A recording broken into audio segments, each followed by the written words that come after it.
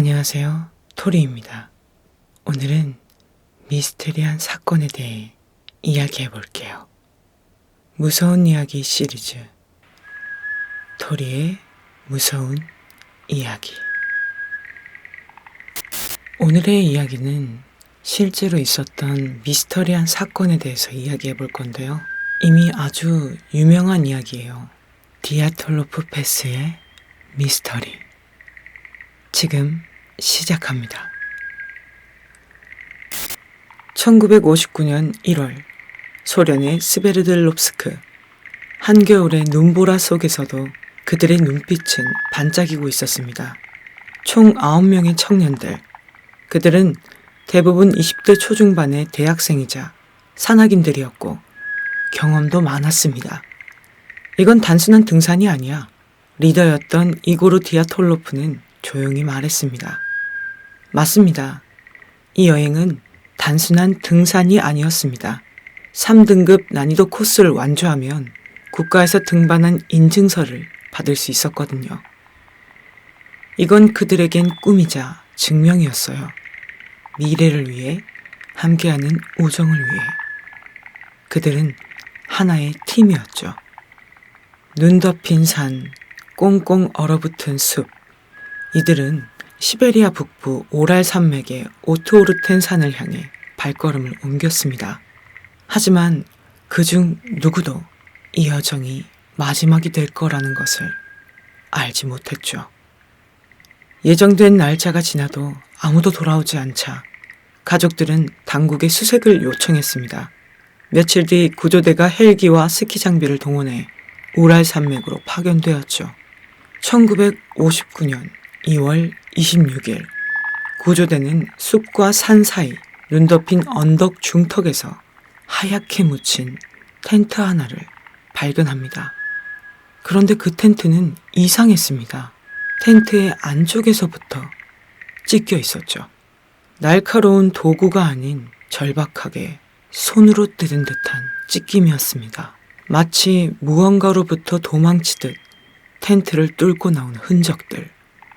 그리고 주변엔 맨발 혹은 양말만 신은 발자국들이 흩어져 있었어요. 그 눈보라 속에서 신발도 없이 밖으로 나왔다고요? 구조대원은 훗날 회고록에서 이렇게 기록합니다.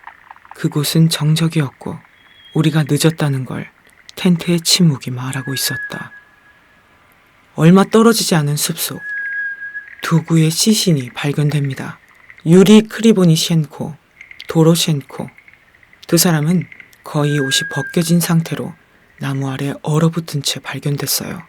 그 근처 나무엔 가지가 부러진 흔적이 있었고 피가 묻은 손자국이 있었습니다. 그들은 나무에 기어오르려 했던 것일까요? 며칠 후 더 많은 시신들이 발견되었죠. 어떤 이들은 마치 서로의 옷을 입은 듯 다른 사람의 재킷이나 바지를 걸친 채였습니다. 몸을 녹이기 위해 죽은 동료의 옷을 나눠 입은 걸까요? 그리고 몇몇 시신은 갈비뼈가 부러졌고 혀와 눈이 사라졌으며 기이하게도 피부에는 외상이 없었습니다. 그중 한 여성은 혀 전체가 뽑혀 있었고 방사능 물질도 검출되었죠. 구조대원들은 말합니다. 무언가 그들을 아주 조용하고 기묘하게 망가뜨렸습니다. 정부는 빠르게 사건을 종결합니다. 미상의 자연적 힘에 의한 사망. 그게 전부였습니다. 그 이후 사건 기록은 봉인되고 추가 조사는 없었습니다. 왜? 무엇을 숨기고 싶었던 걸까요?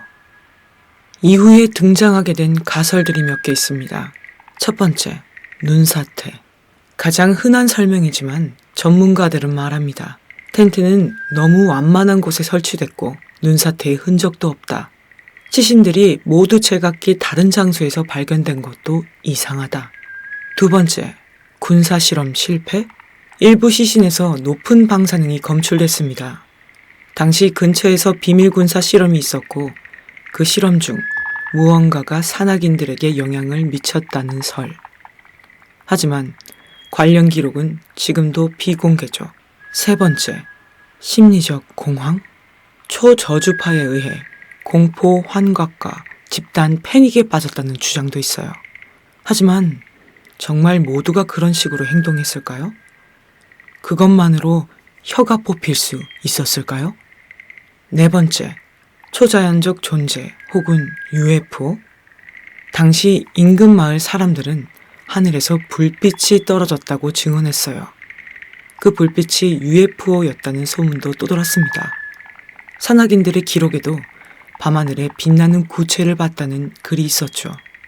그리고 무엇보다 그들의 몸 상태는 사람이 사람에게 가할 수 없는 상처처럼 보였다고 합니다. 그들이 마지막으로 텐트를 친 곳은 지금도 디아톨로프 패스로 불립니다.